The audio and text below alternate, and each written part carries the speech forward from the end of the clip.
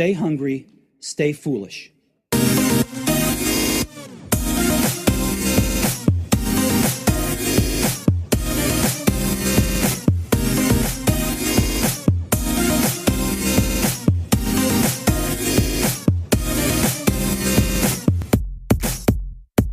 So now on the Innovation Show, we welcome Alan McNab, MD for EMEA for Velocidi, and CEO and founder of Velocidi, David Dunne. Welcome to the show, guys. Thanks so much. Great to be here. Great to have you here. So you have an awesome product. It's about to evolve into a very, very interesting product, adding artificial intelligence. But before we even go to talking about the product, it'd be great to hear the story of Velocidi. Maybe we start with you, David. Sure. Well, thanks again.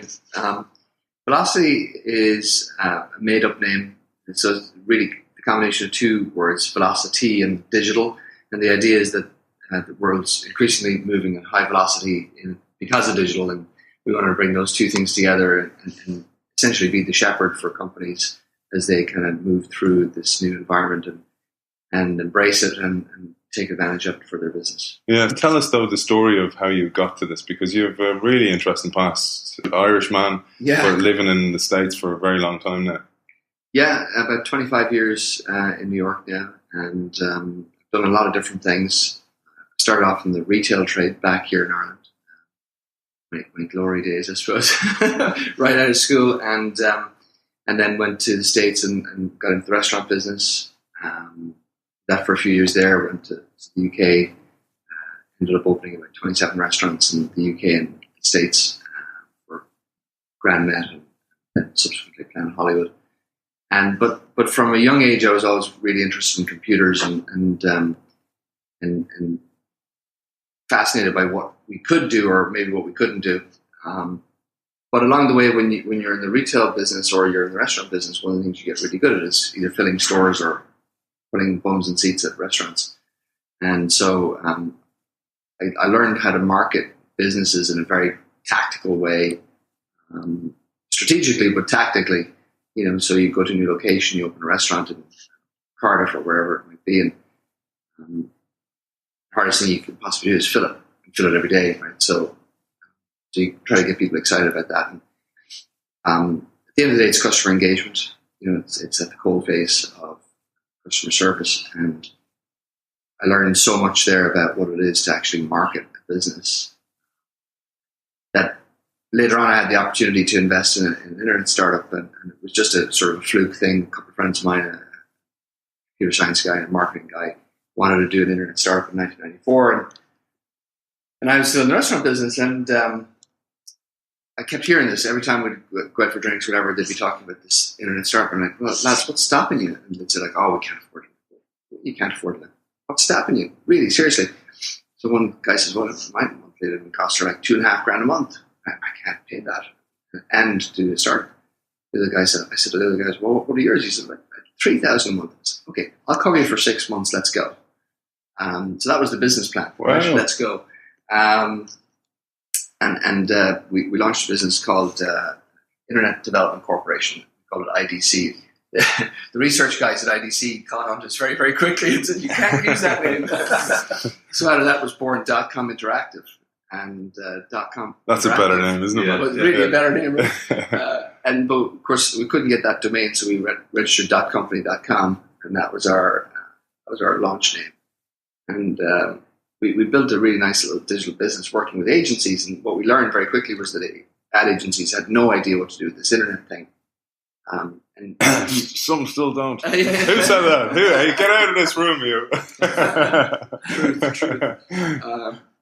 But long story short, we kind of just wedged into some bigger ad agencies, and they're, "Look, we can be your tech arm. You do creativity, you've got the clients, do what you do well, and we'll build it for you."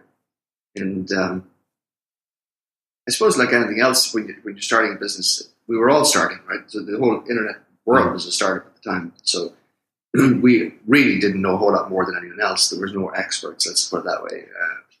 We were called an expert, and we were many times. Really, we just knew about 2 more things than the next guy. We just read a lot. Yeah. And long story short, I was working 6 days a week in the restaurant business, but I really was super interested in this new world. I just saw it as an opportunity to engage customers in a new way. And so on my one day off, I would go out and pitch business, and apparently I was pretty good at that. And so probably within 6 months, we were doing more business there in the little startup than, or let's put it this way, I could generate more income for myself in the startup than I could in a day, in 6 days at the restaurant business. So I quit the restaurant business, and I've been at this ever since. So what year was that? Well, I quit the restaurant business at the beginning of 1995. Wow. So that kind of was a very entrepreneurial time for me, and so .com Interactive kind of grew, and I eventually sold my stake to my partners and launched another business called Link Builders, which was a search engine marketing business. 1996. Early days to be doing that, isn't it? It was early days, yeah. And I set up a call center dialing webmasters. So some of the sort of things you do that you look back and say, how did I manage to do that? Yeah. But at the time, I managed to download the entire internet database. They would allow you to do searches, so you could pull down 5,000 names at a time. So I hired a bunch of college students, and we downloaded the whole internet database, like 15 million names at the time. Hey, listen, they made it available, so publicly available information. We just did the hard work of creating the database. Yeah. And in a funny little runabout, I had all this data, and I had about 10 database guys try to put it into an AS400 database that you could use at a call center, and I couldn't get anyone to do it. And I found this kid in Chicago. Again, so entrepreneurial at that time. I went out on message boards and sort of asked around who'd be really good at parsing all this, unstructured data, semi-structured data, and I kept getting this name, Max Levchin. I just supposed to be able to reach out to him, so I found him anyway. He went on to found PayPal. Let's just say he did a lot better than I did. So yeah, he is actually the engineering brain behind that and many other things. But yeah, I sent him so I'd been through 10 engineers at this point. Nobody could figure out how to do this thing. I said, Max, this is a really interesting problem. I said, send me a sample of data. So I sent him a sample of data. 20 minutes later, he says, yeah, sorted that out now. Can you send me a bigger sample? About an hour later, he says, oh yeah, this is a really interesting. Yeah, I figured it out. I have a few more scripts to write, but no problem. Send me the whole lot. So literally about 24 hours later, maybe 36 hours later, he was finished doing the whole thing, loaded up, packaged, ready to go, zipped up, and feed it back to me. And I was just like, this guy's amazing. Yeah. And my biggest mistake in my career is not actually going into business with him. Yeah. But so that was kind of the beginning of another company. So I built up the Link Builder business. And I had a partnership with a call center company that was actually selling, it was really a very different business. I was helping them grow their digital business, but they were selling car warranties. So he helped me launch the search business by calling webmasters to sell them search services. So it was the first kind of time that I dabbled in selling services in a productized way, and I think it was probably one of the first times that people did that really in the internet. Yeah, it was. So that was 96, 97. Then I launched a third business called F8 Media, and that was a play on the keyboard, and the idea of fate. Yeah, very good. So it was a digital marketing business really at the core, but what we were trying to do was integrated marketing. And nobody's doing it then, for sure. And still, even now, stitching stuff together, so bits and pieces. We're in that. Yeah. It can be a curse. Being too far ahead, isn't it? Oh yeah. Taught me a lot about what it is. Market timing matters. Yeah, because in your own mind, you're kind of going, this is of its time, and then the world isn't there yet, the world kind of usually waits till it's too late. Yeah. I mean, the reality that I learned at that time was that people don't take risks really, because they don't view it as a company risk; they view it as a career risk. Yeah, it's amazing, isn't it? Even in this world where employers are craving those risk takers, those mavericks, those different thinkers, still people won't take the risks. No, you don't get fired for hiring. Yeah. So and that's really our challenge at Velocidi, is qualifying opportunities with risk takers, people who are prepared to put their career on the line. But it's always for the sake of a competitive advantage and getting ahead of the competition. So if you can really find that right company and risk taker, you can be off. Because they are often the leaders within their industry that can knock down the rest of the bowling pins in a particular category. Yeah, and it's one of the struggles is actually, as you said, qualifying that, because you can have a lot of great meetings. They kind of come away, that was a great meeting, and then nothing happens, or you weren't talking to the right person. You might be talking to a nice person who gets what you're doing, but they might be the right person. Right. It happens quite a lot. I'm sure a lot of people nodding listening to the show. We might just jump to Alan now for a second, because I'm thinking of two plates spinning on sticks here, and we've got you up to 95 now, or 96. I think we're 96. 96. What about Alan? Because you've a really interesting background as well, and these two plates will collide at one stage. But you kind of had a different journey in that you were in Ireland, went over, worked for a lot of Cisco's and these kind of companies, a lot of tech companies in the early days, while David was very much entrepreneurial, and your paths eventually crossed. Yes, but let's hear a bit about your background then. Well, my dad was the entrepreneur. He decided that he wanted to get to Silicon Valley from Dublin. The last thing he did. So we moved in the early 1980s. And so I went to high school and college in the US. And I got really lucky. I basically got a job with HP in 1990, and they made a decision to go with Cisco Systems. So Cisco's a tiny company that just gone public. I think they had maybe 100 million in revenue. There's about 250 people at the company, and that's really where I kind of was working, basically helping Cisco implement their technology for HP, which would have been one of Cisco's early and biggest customers. So I learned an awful lot about internet infrastructure and spent 6 years doing that. And eventually I joined the Borg, as it was known at the time. Cisco were acquiring like crazy. So I spent 6 years at Cisco, and I have the pleasure of basically timing every major meltdown, I think, on the planet. I was in Silicon Valley for the dot-com implosion, and I was working in Wall Street during the financial implosion. And then I landed here back in Ireland in 2009, 2010 during our downturn. Next time you're going to move, just give me a heads up, man.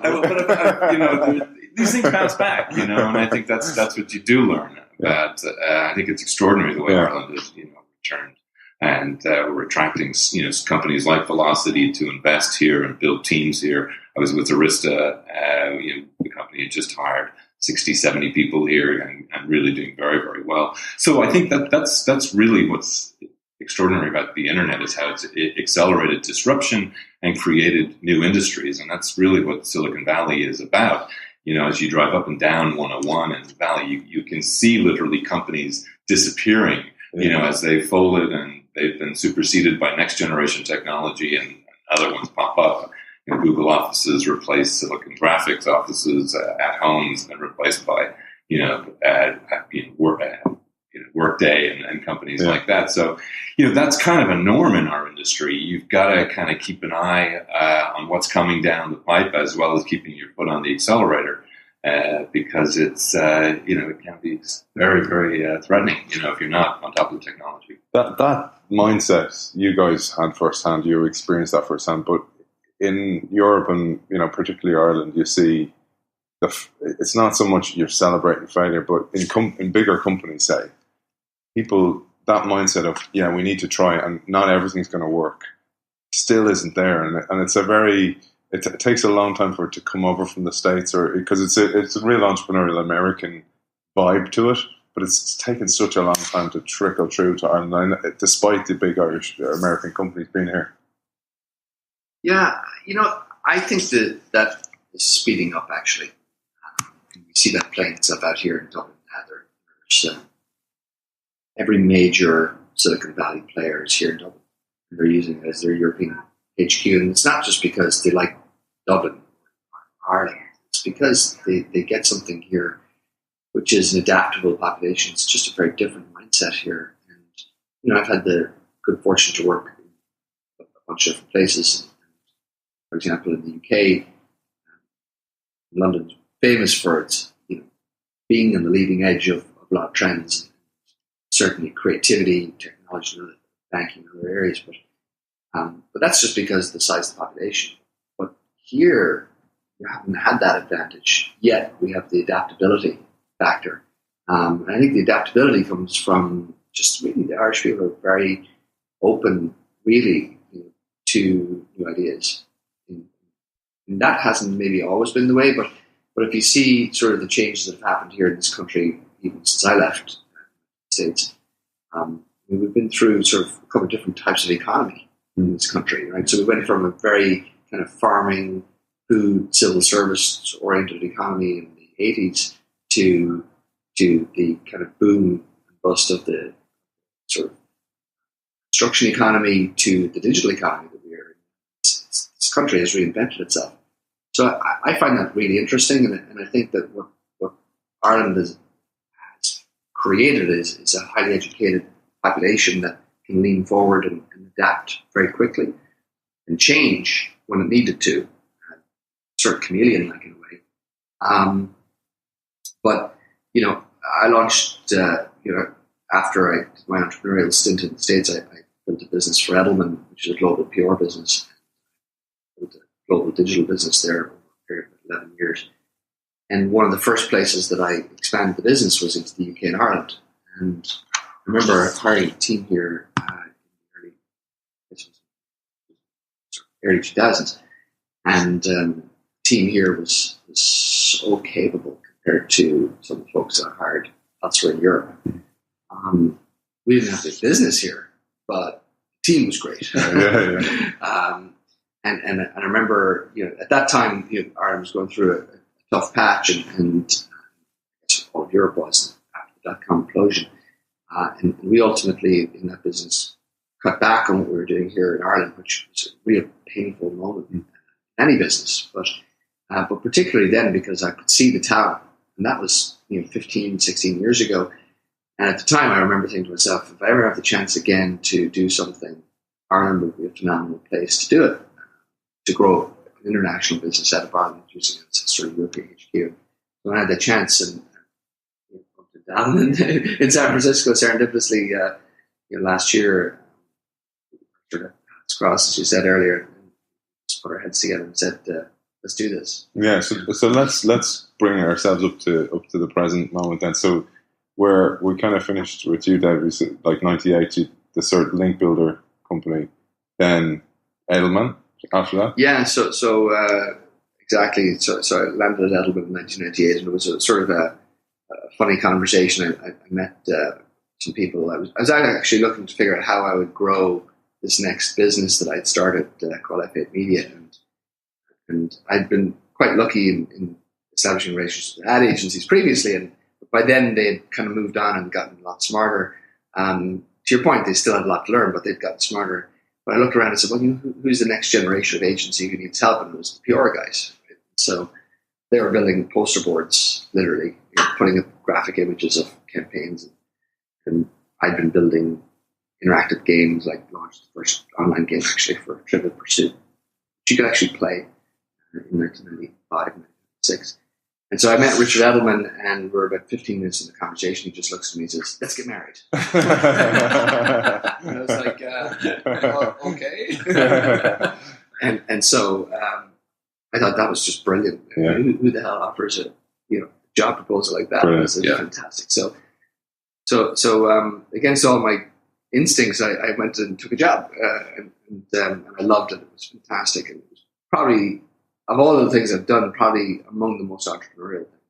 Wow! Ironically, instead of but then not a big global company. It was pretty well established. Maybe it was $150 million business then, and I left it at $700 million business. And the digital business at that point had gone from being nothing to being the fastest growing, profitable business they had. But that journey was phenomenal, and really I reinvented myself like probably every 15 to 20 months. There. It was just a constant chase. But one of the most exciting things that I managed to do there was to actually launch the European business.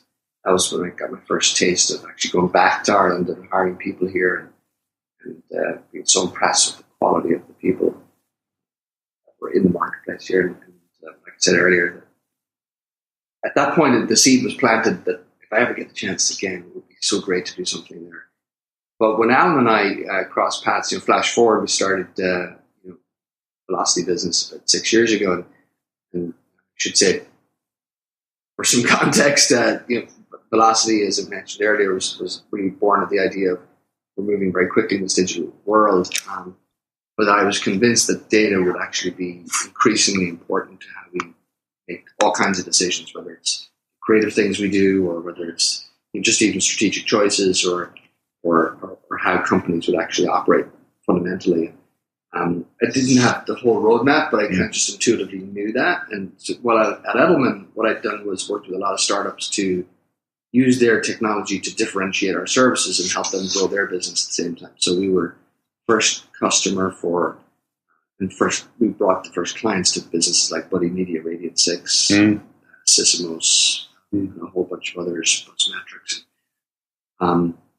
All those startups, I mean, literally, I was helping them to write their plans and helping them they would come into me with what was supposed to be client-ready materials, and I would look at it and say, okay, let's work on this together, and we'll get it ready for the client. But the ideas were brilliant, right? But the ideas were all coming from technology, and I was like, this is so interesting. How we use technology to enhance what services can do for a client. And so that was a very, very successful model for us at Edelman, and literally put us years ahead of the competition. But along the way, I kept thinking to myself, I'd really like to do that for myself. Love the challenge of the technology business and getting it right. And I was absolutely obsessed with this idea of data. And so bringing all these things together, Velocidi allowed me a platform to do that. So we launched it and started really sort of went wide and said, okay, let's launch a services business. I have all these clients that I've known for a long time. Let's do some work with them. That'll provide me the capital I need to then invest in technology and grow out the digital data business that ultimately is in the back of my head somewhere. And so that's how it all came about. And we've been very fortunate along the way to hire great people and then managed to buy a terrific company a couple of years ago to really accelerate the idea. And we came to market with our product a couple of years ago. We've been doing a lot of different things along the way. I think the product we have today is really fundamentally, it had its birth 5 or 6 years ago, but really it's a ground up thing that we started building about 18 months ago. So we've replaced entirely the things we started doing, and marketing intelligence platform we have today is I think quite a forward-leaning modern idea. And Alan and I bumped into each other at our investor meeting in San Francisco. So it's stomping ground.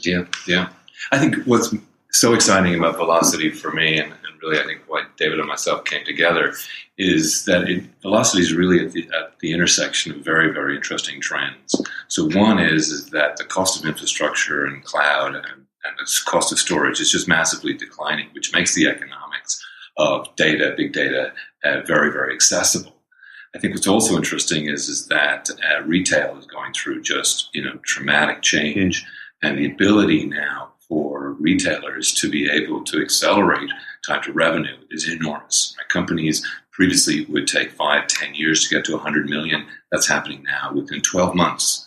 And so the data, right, to help them understand what is going on, right, and the ability to be able to provide a great customer experience is all driven by the data and the trends. And so old rules of business school in terms of high volume, low value, low volume, high value have been broken, right? This notion of microservices, microsegmentation, and being able to get ultra targeted with a particular value proposition, given what you can learn now about individual consumers, and the ability to be able to target that, has never, ever been so available. And I think that's what's really interesting about Velocidi, is we're providing this context for marketeers to be able to do precision marketing and sales and accelerate, right, the business. And so marketing really is changing. If you look at sort of where IT budgets are beginning to move and drift away from, it's now basically moving into the domain of sales and marketing.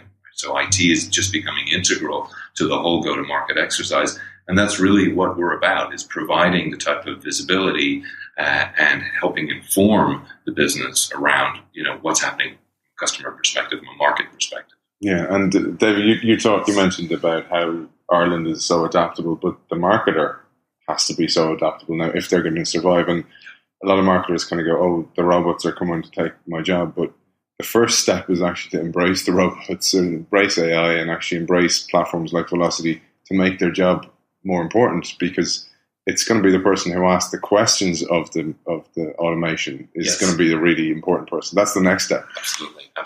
And I think it's really about automation, right? Because the data is coming so fast, right? The human eye's ability to be able to assess what's happening is seriously challenged, right? And so it's the velocity, right, of this data and the ability to be able to look at it from a historical perspective and figure out, okay, where is the hockey puck going and what do I need to do to get ahead of that trend? That's where I think, the intelligent marketeer is going to make a big difference to the business. But just listening to the depth of knowledge and experience you guys have, because your mix of skills, and you mentioned, your team is an awesome team, but the diverse skills of that team is a really important piece that a lot of companies miss as well, that you need different thinkers. So you have all your entrepreneurial skills, but also the PR aspect of the Edelman work that you did, knowing what clients need, knowing how to pitch that for clients from the coalface is really important. And then your background as well, Alan, about working for the Ciscos, working for these kind of the Aristas, and knowing the ins and outs of products, that makes for a really interesting mix, because you're actually building a product that's needed, not a nice to have product, but actually absolutely needed. Let's move a bit towards now how somebody would use the product. So I'm a marketer, I'm getting my head around marketing automation. What's my first steps? Yeah, and it's interesting, just picking up on what you said a moment ago. We really view ourselves as marketers and product people creating product for marketers. Mm-hmm. We often use the same marketers because I suppose if anything, marketers tend to lag technology. So being the shepherd for them, the process is very important. But so if you're a marketer and you're leaning into this, the reality is that a decade ago you were looking at your web trends report. That was it. You were looking at site traffic. And now what's happening is you have 1,000 of those accounts. Yeah. And we often talk about it as a small data problem. And people are obsessed with big data, big data. But really, marketing is a small data problem. There's just so many parts small data. There's just thousands of them. So how on earth are you going to Alan's point, how can you possibly consume all that information? It is actually not possible. By the way, that's just looking at a report. Imagine if you're looking at the log level data. Forget about it. Yeah. There's billions of lines of that. So, we're looking at data that's accumulating by the terabyte. No human can absorb that information and derive any sense of it. To Alan's point. So as we're looking and leaning into this, we recognize that where a marketer might begin is not where they're going to end up. So we need to, as a shepherd, we really need to get ahead of this thing for them.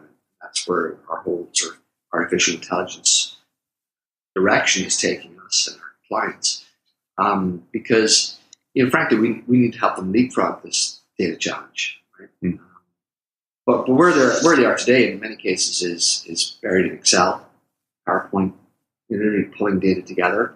Imagine the world of a marketing leader it's sometimes easier to look at a big data or a big client, but the problem is just as acute, actually maybe more acute if you're a small client. But let's take it through the lens of a big brand. So you're a global brand, you're operating in, say, 100 countries, and every month in each country, somebody in that region or that geography is responsible for bringing together the reports from maybe 6 or 8 different agencies.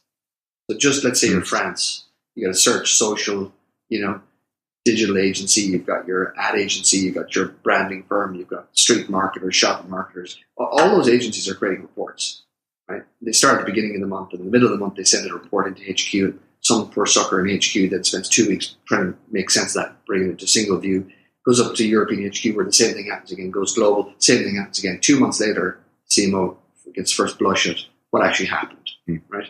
But it's a rear view mirror exercise. Absolutely useless. And by the way, imagine how divorced that world is from the world of predictive analytics. These two things don't talk to each other, right? So you got all these different silos of skill sets in an organization. So if you're the marketer and you're at the helm of this thing, you got a rear view mirror going on one direction. You got predictive stuff trying to tell you where to go next, but they don't talk to each other. we're going to bridge that gap, because for the marketer, you need real-time intelligence about what just happened so that you can inform what to do next, not the other way around. And so that's, I think for the marketer, the challenge is going to be embracing data, number one, and number two, really being able to utilize it in a way that shapes and changes their business, and ultimately helps their customers. And if we're not helping our customers to sell more products to their customers or to provide better services to their customers, then they won't use us, right? So that's why we look at this. And AI itself is a 50-year-old concept, right? So it's not a new idea. In fact, you go to talk to any mathematician who's been at this for a long time, and they'll tell you, well, we've been using AI techniques for 30 years, right? So what are we doing differently today? Well, we're just applying it in a new way. And we have the luxury of, as Alan was saying, computing and storage have ballooned. And so our ability to actually utilize AI in real time to solve really complex or to work on really large data sets and provide insights out of those data sets is a new capability, right? So for us, that's really, for the marketer, we see the challenge as being able to pull nuggets of insight out of all these large and small data sets and do that in real time. That's what we're intent on delivering to them. And like, one of the things I see is a lot of marketers will be kind of going, oh, well, we need to hire a chief data officer. And you're kind of going, well, the first step, again, is not to go there. Why don't you learn a little bit more? And this is a perfect way to do it, because we were chatting before, Alan, that a big kind of objection that you come across a lot is, oh yeah, but this is great for the big companies like you mentioned, Dave, but it can start with the SME, and you actually cater for the SME as well. Yeah. I mean, that's a big part of what we've been able to do. We started working with some of the big brands and big agencies, and now with self-service tools, we can really go down market at a very cost-effective way. And so with that, they can start to pull in e-commerce data. They can pull in their Google Analytics, some of their own sort of data around customer research or customer experience, and start to play with that and see what it means. I think that's the kind of power of the internet, is that brands that come from nowhere, right, can really move on a new market segment, and dollars get moved from one wallet to another wallet. And so a lot of these new players are bringing proper intelligence and better understanding than some of these old brands who really aren't paying attention and can move market share very, very quickly. As I mentioned, we've got companies popping up getting to 100 million in revenue within 12 months. It's extraordinary. And because they're looking at the world, as a single opportunity rather than just simply, within their own backyard and their own geography. Yeah. So that's how brands really can touch, 3.6 billion people connected to the internet today. Yeah. And, like, one thing, just listening to the two of you and having a chat beforehand, is you mentioned, David, about we read more than everybody else. Like, because this is one thing you often come across in companies, that people within the company stop learning. So we had a special last week on growth mindset and grit, these kind of skills that you pick up usually through some type of adversity, but also this drive to just constantly learn. And you mentioned, David, just changing career and these 18-month cycles within Edelman. It was great lessons, because you just kept picking up all these new skills. Alan, you're the same. You probably moved career because you're kind of going, okay, I've got to the peak of that. I need to go and do this again. I need to go again. And it's the same for the marketer. I find sometimes marketers kind of go, but my job is to pull the strings and be the puppet master here. But you're kind of going, well, those days are over. And tools like Velocidi are brilliant to bring people with them. And you mentioned the shepherd, David, that this can shepherd you, but also change your career for the better. Absolutely. I think there's a couple of things that really, for us, are crucial as a company. One is to be insatiably curious, right? So if you're not just interested in what's happening and what's coming, how can you possibly get your head around it and create a strategy and a plan and a business that responds to that? So curiosity is vital, and we kind of think about ourselves as leaning really hard into that on behalf of our clients who maybe don't have time, or they're so buried in process and big company operations, or even small company operations. In fact, some of the busiest people I know are people who are working in small companies, right? And some of our neighbors here in Dublin, are small companies who are working incredibly hard, and people doing 3 roles, not 1 role, right?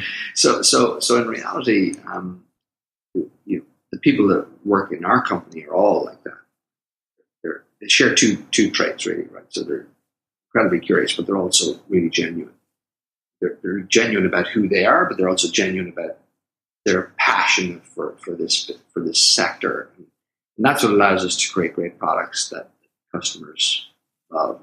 And more importantly, that's what makes sure that our products are actually really useful when we do go and bring them to customers. And so, I think that the challenge that marketers face today is in the wall of data. It's like a bit like a tsunami, right? So you get this wave of gigantic amount of data. What are you going to do with it? Where are you going to hop on? And so I think that notion of the shepherd is really vital.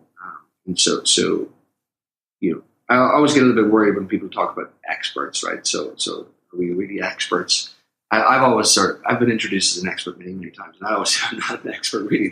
There's no experts in the digital world because it's just too vast. Yeah. I mean, how could you possibly? I might be good at one thing in that world, but there's so many things we could be focused on.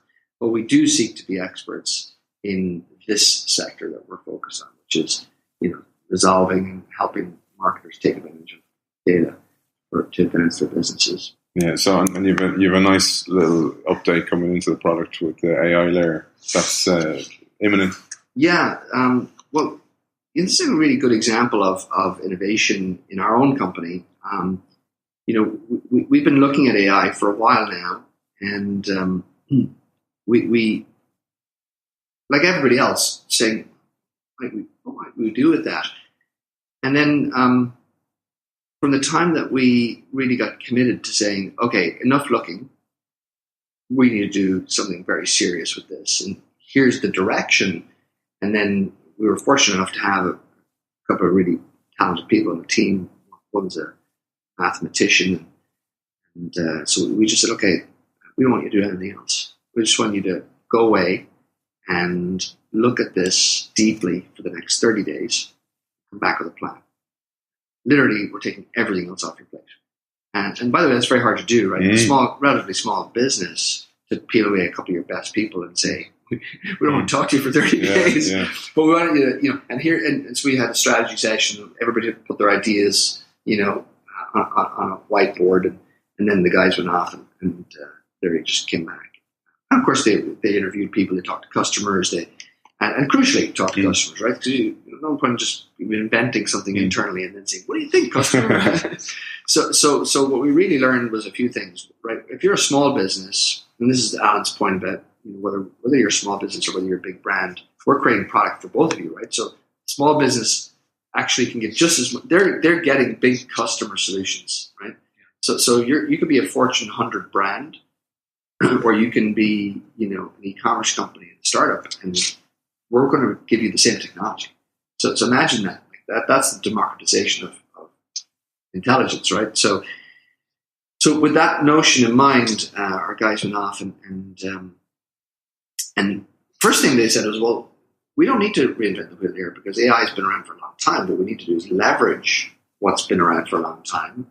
There's teams of mathematicians, all across the world who've been writing algorithms and machine learning tools and all those. So interesting. Let's license machine learning algorithms, and then let's create a patentable, if that's a word, process to actually run those in parallel with all this data that we have. And our process, the thing that we create, I think it's going to be unique, is how to actually bring all that together, right? So, for example, if a new math team comes up with a great new algorithm next week, we can just plug right into it. So in a sense, we've open sourced the machine learning piece, and I would hate to say that it's commoditized asset, but it kind of is, right? Because there are so many people out there creating those things, so we can just leverage every new innovation that occurs in the space. But what we have then is created the process around which all that analysis occurs, and so you can imagine that we have, say, a customer who has 450 analysts around the world, who have up until now been manually bringing data together and struggling to get reports out to their clients. And we're automating that entire process, right? From the gathering of the data to the sorting of the data to the analysis of the data. Now those people can come in and actually add tremendous value for their customers. They can come in and start saying, oh, interesting, look at these insights that the AI surfaced last night. Wait a second, let me look at the data behind that. That's curious. I wasn't expecting that. Look at the data from Christmas Day when I was actually relaxing and I actually got a bit of headspace, and now I can come back and actually see it because the AI doesn't need a break. That's exactly right. So instead of having your best and smartest people swimming through a sea of data trying to find something, needle in a haystack, now you have the machine doing that grunt work for you. And you can start adding value, going to your customer and saying, last night something really interesting happened. And we sold new product to new customers, and here's why. And we should do more of what as a result, right? So really, when we think about artificial intelligence, it almost seems like a foreign body, right? When you think about it, you sort of have this alien thing in your head. But in reality, what we're doing is we're creating a very friendly tool to help humans be more effective. And so it's our answer to the ever-increasing volume of data that's happening out there. It's not going to get less, right? It's just going to grow and grow and grow. The new data sources are arriving every day. Innovators around the world are coming up with 1,000 new ways every day to measure, report, analyze micro things in digital economy. And so we envision that in the next 5 years, probably the number of data sources will multiply by 10. And so we're creating a product that will actually solve for that problem today and tomorrow. Yeah, and scalable. But what you said is really interesting, that because this is the real point for the marketer who's feeling under threat from AI, that their future is not about answering the questions, but asking the right question. And the data and the AI can actually unearth that question and unearth those patterns. It's up to them to be able to spot those patterns. But one thing that dawned on me when you were saying about the large, big companies, and often Amazon, Netflix, and Google and Apple and Facebook are kind of referred to as the five horsemen, and that they've set the bar. And the customer is actually, if you're a retail store, even an SME, you're being compared to Amazon every single moment. So tools like Velocidi for me are essential in your mix, and it's beyond your marketing mix. It's your strategy. It's actually the future of your company. And have you seen companies like SMEs, Alan, for example, come in and turn around their business by automating and by using tools like Velocidi? I think we've got some examples. Maybe, David, you might be able to refer to them. But I think in general what we're seeing is that they're looking at data and bringing data together in ways that they never really imagined. For instance, there's a large retailer in North America who noticed that their shelves go empty anytime a tornado is hitting them, specifically Pop-Tarts. And so they responded to that, right? So knowing that there's a forecast of a tornado coming for a particular town, right, they'll basically fill the shelves with Pop-Tarts because that's the one thing kids love, right, when they've got a shelter. An esoteric example, but there's lots of little examples like that where we need more tornadoes. But I think, like 90% of retailers have committed to using IoT, right, within the next 3 years. And so the amount of data that people are going to have to manage is getting enormous, and it's growing exponentially. And that's the challenge that every marketeer is going to have. And that's really, what we're trying to do with AI is to automate the management of that so that you can quickly get to insights. And it doesn't matter what size business you are, because the data, and I think it's interesting, like Netflix, are very open with their data. And I think, you can leverage that data. Similarly with Facebook, right? You can leverage that data as a platform, right, to improve, right, your ability to be able to get to market. And so that's, again, another thing that we're helping facilitate, right? It is for marketers to be able to quickly get the data, commingle it with other sources, and then begin to develop a real strategy. And I think where, a lot of this is going, in this age of fake news and alt facts, I think there is a bit about what is happening in marketing where companies have to be true to their promise, because there is an awful lot of transparency now in terms of customer experience. Somebody has a bad experience, right, at a local restaurant, they'll post it on Google, right? And I think that's a large part of what I do when I'm looking for hotels or restaurants is I look to other people's opinions about the restaurant. And so I think companies now have to really be true to the offer and the customer experience that they're delivering. Otherwise, the light of day will shine on bad experiences. And again, more and more data that you got to manage as a marketeer. Brilliant. Well, it's been a pleasure talking to you guys. Where can people find you? Where can people find Velocidi? Well, I'm very happy to say we're here in Dublin. Just launched here earlier this year. So obviously www.velocidi.com. Fantastic team here launching the business for us, led by Alan. And we're also based in New York, and we have people in the Eastern Seaboard and team in Minsk. But primarily our offices are here in Dublin now. Brilliant. Well, David Dunne, CEO and founder, Alan McNab, MD of EMEA. Thanks for joining us. Delighted. Thank you. So now on the Innovation Show, we welcome Niamh Sherwin Barry, Director and Co-Founder of the Ferry Door Company. Welcome to the show. Hi there. The Irish Ferry Door Company, indeed. I know. Niamh. I was going to correct you there, Aidan, but I sensed it, Niamh. I sensed it. There was a little kind of, hey, you left out the Irish Ferry Door Company. The Irish bit is very important. Absolutely. The best ferries in the world. But and as we discussed before the show, I'm already a convert with my 3-year-old and 7-year-old. Both have the doors, and have the worry stone as well. So we're very much advocates. You're believers. Absolutely. So let's tell our audience the story, because it's a brilliant story about how you and your husband Oisín came up with this idea. Sure. Well, I would love to take the credit myself and Oisín, but it's actually 4 people. So it's myself and Oisín, and it's my best friend and her husband Gavin. We're the 4 founders. Yeah. So basically what happened was we were classic tiger or Celtic tiger cubs. So we were living the dream back in the kind of mid 2000s, and 2008 came around. My husband was Oisín was in mortgages. And as you can imagine, with the bank guarantee and everything that happened after that, the banks literally closed the doors and stopped lending completely. So as a result, our lifestyle and how we lived our lives completely stood still. We had absolutely no idea what was going to happen. I suppose we probably thought it was going to be not as bad as what it turned out to be, but we had bought the big house, we had bought the big car. As I said, we were well able to afford it, and then all of a sudden we weren't. So we were very much plunged into the recession very early on, as soon as it kind of hit, really, to be fair.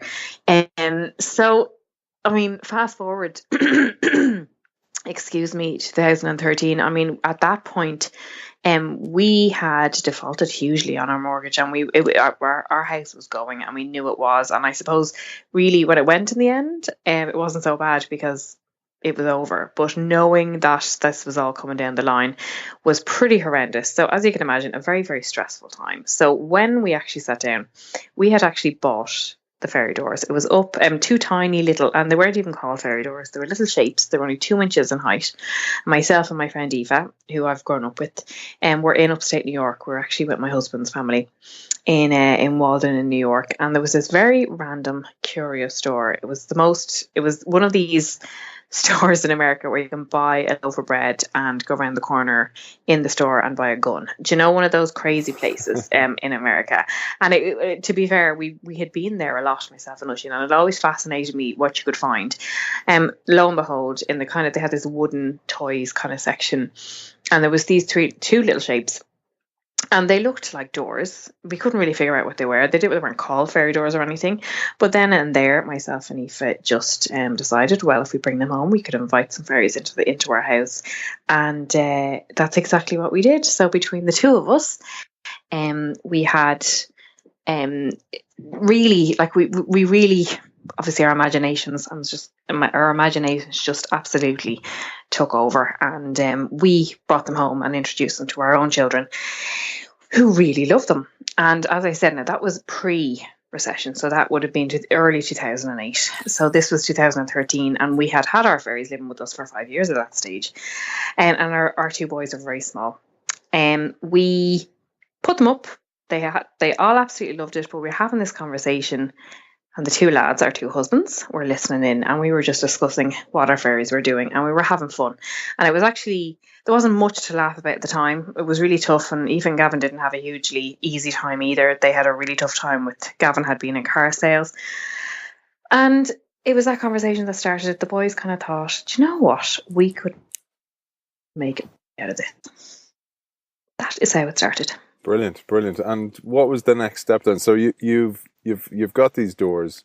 You get a plan together. You sit around the kitchen table, bottle of wine, maybe. It was actually over a cup of tea. A lot of people say a bottle of wine. We had our kids running in and out. It was just this afternoon. But yeah, we had no money, you see. We really didn't. And we didn't have a spare tenner between us. So we were trying to figure out, right, well, who will we ask? Because it just got a really good feeling about us that this is, it really does make us happy. It makes our children happy. So there's something there. So my mum had given up smoking 9 years previously. And she had saved all the money that she would have spent on cigarettes. It ended up being €8,500. Wow. And she gave it to us.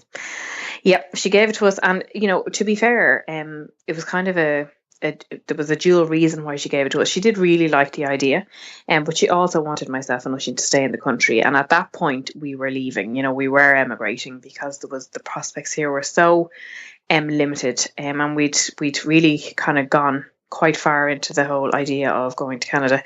So when we actually came up with the idea, she was like throwing the money at us, going, no, try, just stay for another little while. So that's how we started. It was my mum's money. Yeah. It's brilliant because it ties into so many aspects we've covered on the show. And I mentioned to you Professor Susan Greenfield, who's the brain professor, one of the world's eminent brain scientists. And she was saying one of the biggest benefits she had in her life was the fact that she was poor and that she had to use her imagination. And you've used that word because it's what's missing so much in innovation. Yeah. And it often comes out of adversity, which was our show last week, was about adversity and adversity quotient. And sometimes we need that contrast of what we don't want in order to get to where we do want. And you guys seem to have just gone through both of these things. Yeah, no, it's very true. It's very true. A lot of people, I've been very lucky to do an awful lot of interviews in the last 3 years. And I suppose, I talk about the magic, as in the playful magic and then the serious magic. And there is a huge amount of, you're absolutely right. I mean, our imaginations, the magic of what has happened to us, from one extreme to the other. Now, don't get me wrong, we're not multimillionaires by any stretch of the imagination, but we're safer, an awful lot safer than what we were.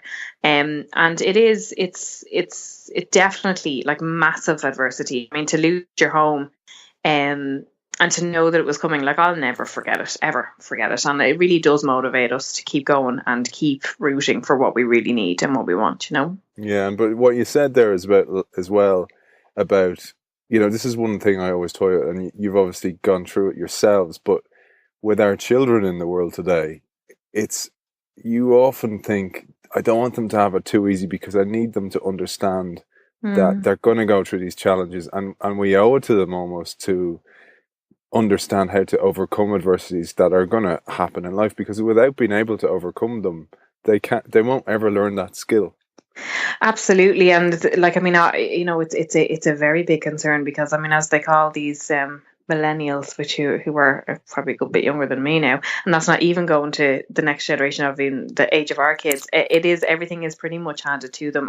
But I think, even if I speak to my own parents and their experience through the 80s and the recession that hit them in the 80s, I remember it happening, and I remember things being tighter. And I remember them explaining, okay, well, we can't have that because we can't afford it, but it never massively impacted me.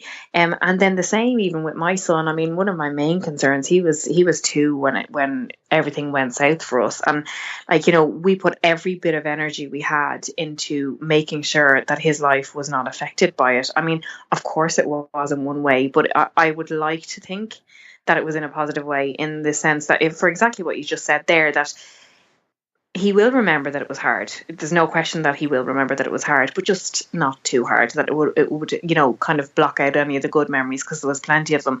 But yeah, I mean, I hope that, please God, this will happen, that when Keane is old enough, and I mean, he's 11, so he understands a lot more, but when he is old enough that we can tell him what happened, and, I think he'll know, a lot of it already, but, yeah, I mean, it's like life is, I mean, even with my own parents, they felt every bit of it for us, they really did, and they would have done anything. And to be fair to them, like, and there was days and months and weeks and probably years at this stage now that they actually put food on our table.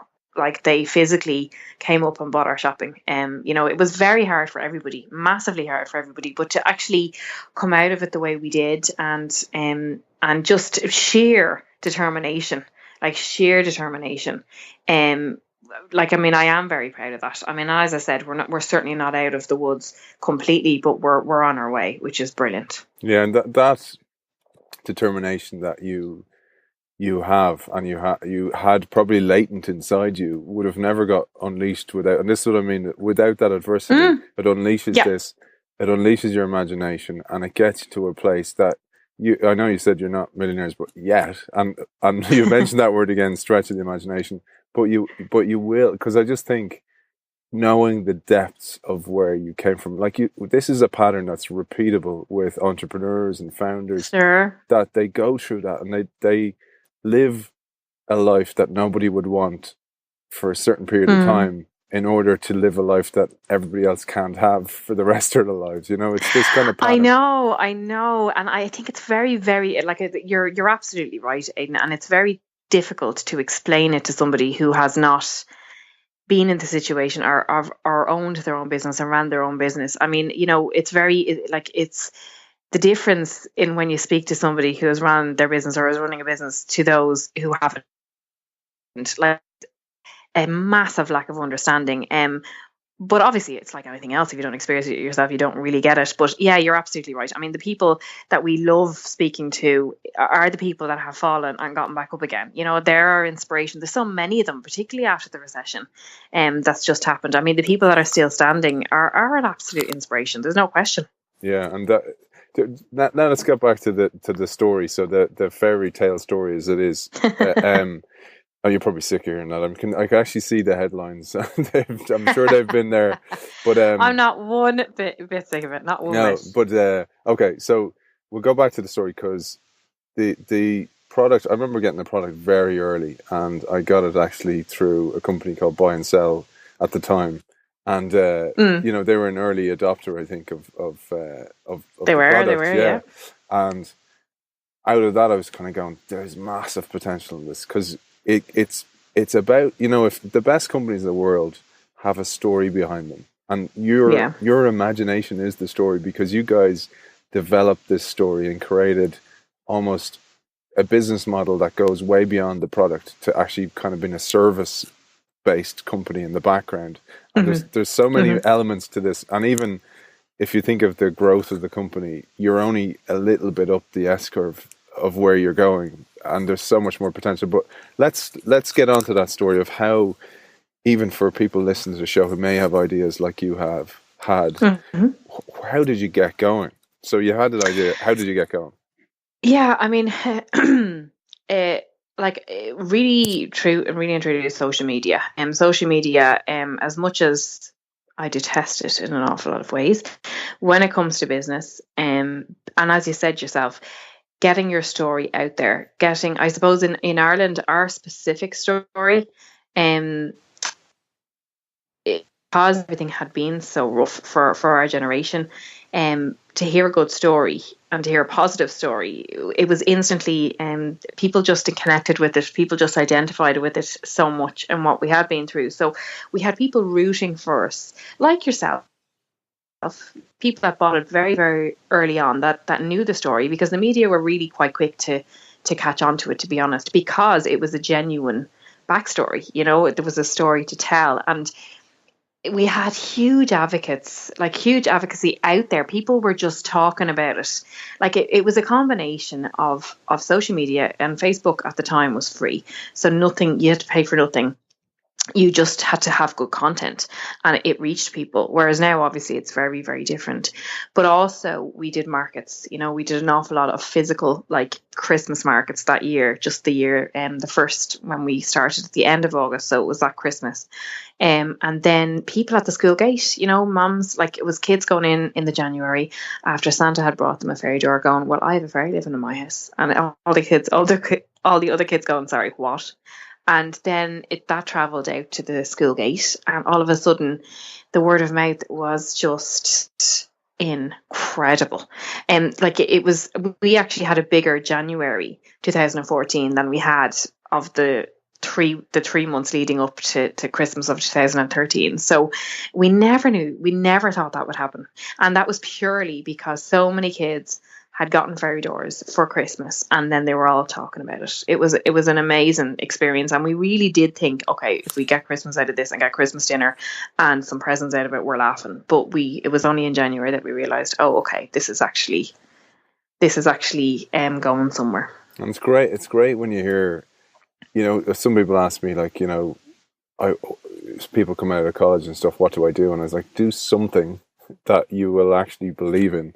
Because it's almost like our role in life is to actually do something and get it out there and ship it and see what happens. And I agree. I think that and I'm sitting here as I sit here talking to you, Aidan. I know and I've been asked that question a few times, like what advice would you give to somebody with an idea, and really, like, there's so many people out there with good ideas, so many people, but I know, like, if it had been me and Aoife, we would have maybe set up a little company and we'd have sold it to our friends. But I do believe that you need the right team. I don't think anybody, when it comes to running your own business, I don't think anybody has everything.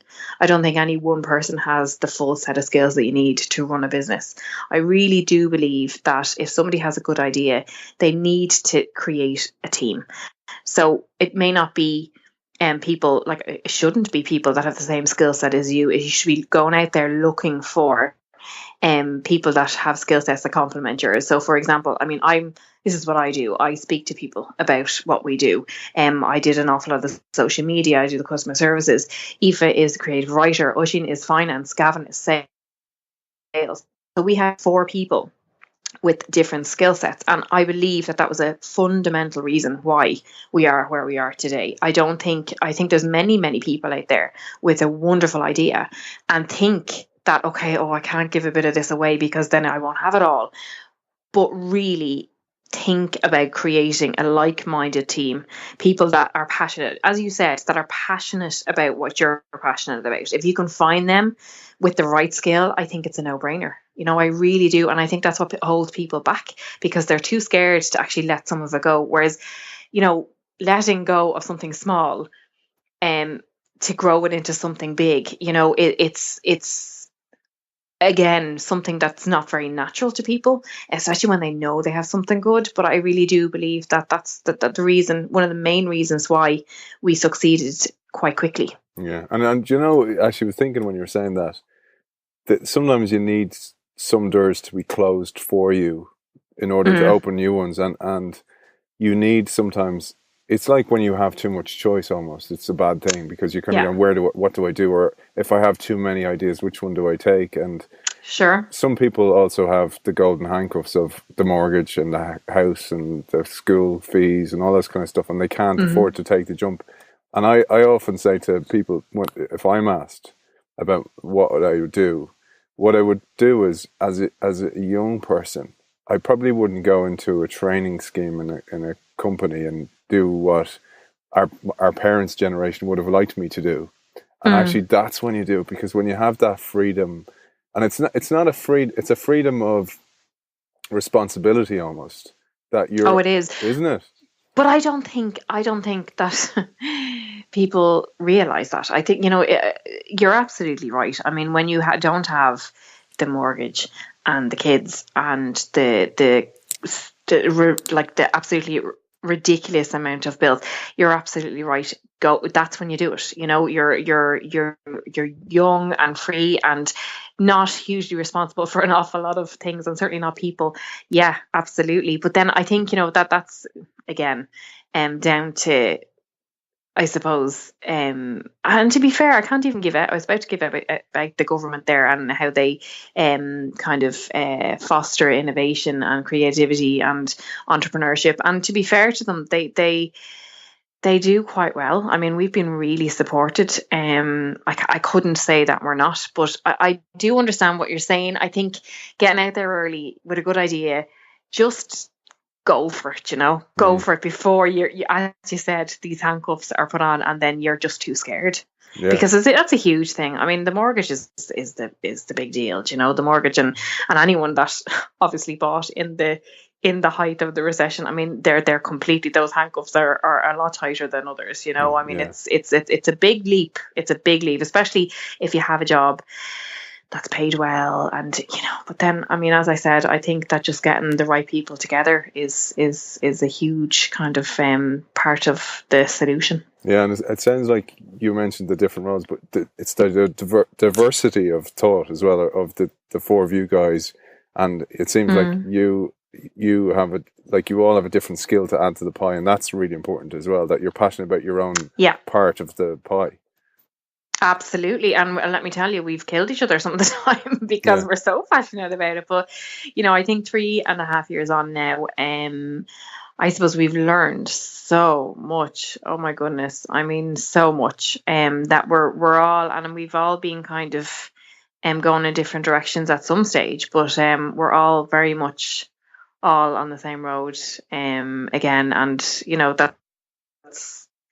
that's brilliant. It's great to, a lot of people say, God, how do you do it with your friends? Like, how do you do it? And don't get me wrong, sometimes it's not easy, but we've been quite lucky that we all know each other so long that it was kind of like we had kind of like a brother-sister relationship, so we could say stuff to each other that you would not necessarily say to another business partner, that kind of way. It was kind of a family vibe. Yeah, because I know my wife would have drop kicked me over the local church, I'd say 10 times. But yeah. There's been times, I'm not gonna lie. Oisin has a few bruises he can't explain. Yeah, exactly.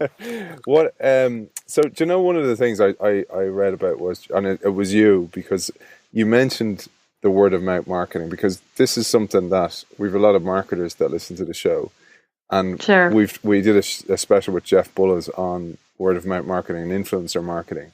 And you naturally discovered that, and I thought, you said that you got that spike of sales in January, and I often thought, was it to do with, the elf on the shelf is kind of a similar product for a different time, but that they're coming out of that, and then you were the kind of next step, almost that lasts the other 11 months of the year. Absolutely, you're absolutely right. That was, and we very much traded on that at the beginning. We very much said to people, well, when Buddy the elf goes back to the North Pole, well, then you can have a ferry to move in, and your ferry will live with you for the whole year. And yeah, there's a lot of broken hearts on Christmas Eve when the elves have to go back, and yeah. Absolutely. Yeah. Parents just said, well, do you know what? We've got Fifi the fairy, or we've got Pop the fairy, or whoever it may be, and they can move in. And it definitely did soften the blow. And I think, obviously I'm biased, but I think the relationship that children have with this little magical being behind the door is incredibly special. And, it's and I could go on about it for a long time, so I'm not going to totally hog the conversation. But I think that as soon as the door goes up, and as soon as the key is gone, when you leave the key out in the morning, when the key is gone, that's the moment, that's the moment. And I think the relationship that the child has with this magical being, it's like, you have mom, dad, brother, sister, dog, and a fairy. Do you know, that kind of way? Like it's they're part of the family. And, it's wonderful feedback. We have people like yourself, Aidan, who bought very, very early on, and still their fairy is very much still part of their family and part of their children's lives. And that's a huge deal to us. It really is. Yeah. It's just so wonderful. It really is. We're so proud of that. Yeah, no, it's fantastic. And so I mentioned, January, you got people start talking about it. They are word of mouth. Also, people sharing it. I'm sure WhatsApp and Facebook Messenger Oh, telling each other. yes. But you then had a beautiful moment, which was one of the biggest influencers in the world, which is the Kardashians, and that led to a massive spike of sales for you as well. Could you tell our audience about that one? Sure. We had, we were always kind of tipping away at the whole celebrity thing and saying, right, well, who will we send a door to this week? And it was actually late 2015 that we, through our PR agent in the UK, who was wonderful, she said, well, I've got a contact in Jenner Communications. And we were like, as in the Kardashians? And she said, yep. So we said, right, let's do this. So we personalized the doors for each of the children. So Courtney had 3 at the time and Kim had 1. And we sent them off, really not thinking any more about it. Off they went in the post. And I remember all of us, sending good luck vibes as they went. And it was actually only a year later. It was 16th of December, just gone. So 16th of December 2016. I was in the gym and I got a text from my friend who said, you need to get on Snapchat. And I was like, no, it's for young people. Don't get it. And she's like, no, you're going to get it today. I promise you. Kourtney Kardashian just featured one of your doors in her Snapchat story. And I was like, what in God's name? Like, oh my goodness. So I, being 37 or 38, sorry, I don't know what age I was there, and 38, thinking, oh God, I don't even know how to turn on Snapchat. So I had a girl beside me who looked obviously in her 20s in the gym. And I said, sorry, could you just sign me up to Snapchat there? And she did it like literally in 40 seconds. I'm not exaggerating. And she handed me handed me the picture of the fairy door. And she's like, yep, she did. She featured you in Snapchat. And it was just insane. And later on that day, then she actually featured it in a video, like an actual Snapchat video. So yes, it was obviously our busiest time of year, but we saw a massive spike in the US because we can obviously track. We have very good insights in our website, so we can track exactly where people are when they're buying. And massive deal. What we would have preferred, if I'm being picky, is for her to tag us. If she had tagged us, it would be a Marissa Carter moment. It would be a Coco Brown moment in a complete life changer. Now, don't get me wrong, it's wonderful. And it's particularly wonderful when you're sitting in front of retailers in the US to actually say, well, the Kardashians have actually endorsed. They like the door. They know how the magic works. That's so powerful to us. But if she had tagged us, it would have been overnight. Yeah, success. Yeah, it's interesting that actually is something I hadn't thought of. I'm still waiting for Caitlyn Jenner to feature my boxer shorts that I sent, that my Aidan McCullen boxer short design. I love it. Well, listen, you never know. I've sent it to so many people. I'm just waiting. Nothing yet. Here's hoping. But no, it's fantastic. And so what's next? Because you went on beyond the product. So you went to the Worry Stone as well. Because our kids have that as well. Can you tell us about that? Of course, yeah. What happened was we had done we'd completed quite a few fairy trails. So these are kind of like fairies living in groups in parks around Dublin. So there's 3 different ones in Dublin, and there's actually one in Kerry. It's all around the country. So basically it was like a group of fairies. So it's fairy doors up in the tree, maybe 10 or 12 fairy doors up in trees, and then the worry plaque was actually like a kind of a slice of a tree, and you put your hand on it. This is like existing around in the parks. Yeah, and in Corky Park, I've seen it. Corky Park, and people really loved it. And the idea was that the fairy that lived in that tree was taking your worries away. So we got really positive feedback. And apart from actually the trails, it was also one of the things that parents were telling us, that the fairy was helping with their child if they had an issue. They were telling their fairy, possibly sometimes when they actually didn't even tell their parents. So it was that, coupled with the fact that it was so popular in these fairy trails, that we said, right, well, this is the natural progression. Fairies help take away bad dreams. They bring good luck. They take away your teeth, and they also take away your worries. So actually physically seeing the worry being taken away. So when you put your hand on the worry plaque, it glows red. So that signifies that the fairies are listening. you either say your worry out loud or say it in your head, and then 5 seconds later, the plaque will turn green. So the light will turn green, showing you that the fairies have heard your worry and have taken it away. So it's a visual indication that your worry has actually been taken. And like the feedback we've gotten from it is just unreal. It's just unreal now. It really is.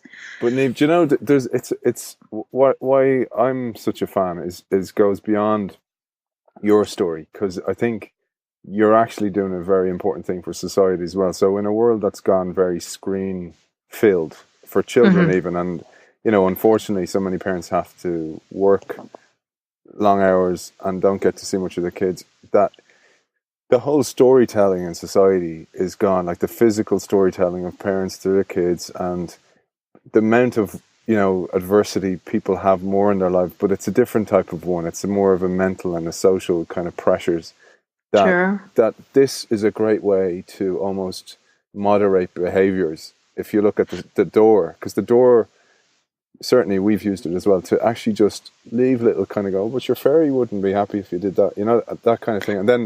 And then that's one part, that's the door. And then the worry plaque as well is just, you know, because even as an adult, we talk about neuro-linguistic programming and, you know, mindfulness and this kind of stuff. It's all part of that same thing, I believe, that where you're actually showing the child the worry's gone away, and then therefore they believe it's gone away, and that is a brilliant thing.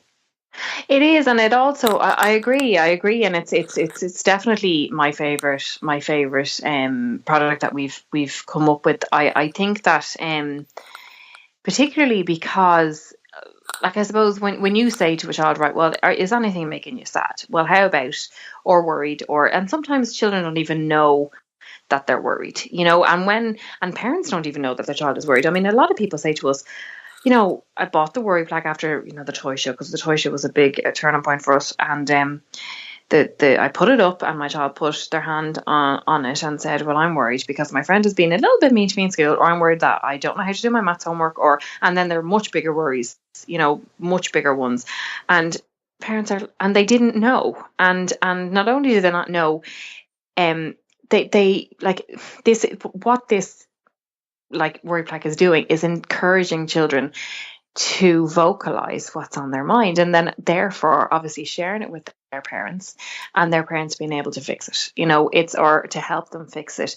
It's just you're absolutely right. Mindfulness is a really big trend at the moment, and it's wonderful, and obviously very, very complex, but this is a really easy, simple way of helping your child be more mindful and actually be able to discuss what's going on with them, and getting obviously then parents to help them out. So it's a very simple, very, very simple concept, but very effective, really very effective. Brilliant. So what have you got more products in the pipeline? Yeah, we've got lots coming out now at the end of the year. We've got a back to school range, which is very exciting. It's something, again, that our customers have asked for. Like, my children really want a Irish Fairy Door company pencil case and school bag and the whole lot. So we've got a whole range coming out. And then we have a fairy dust mixing set. So it's kind of like a science, kind of like a little science set. If you're into fairies and science, it's the perfect combination. We have we've loads in the pipeline, loads now. Yeah, I mean, the one thing we're not short on is ideas. We have a huge, Fairy HQ is full of innovation. It is just bursting at the seams. So it's just really picking what's the most effective thing to come next. Great. Well, Niamh, it's been a pleasure talking to you. Niamh Sherwin Barry, co-founder of the Irish Fairy Door Company. Thanks for joining us. You are so welcome.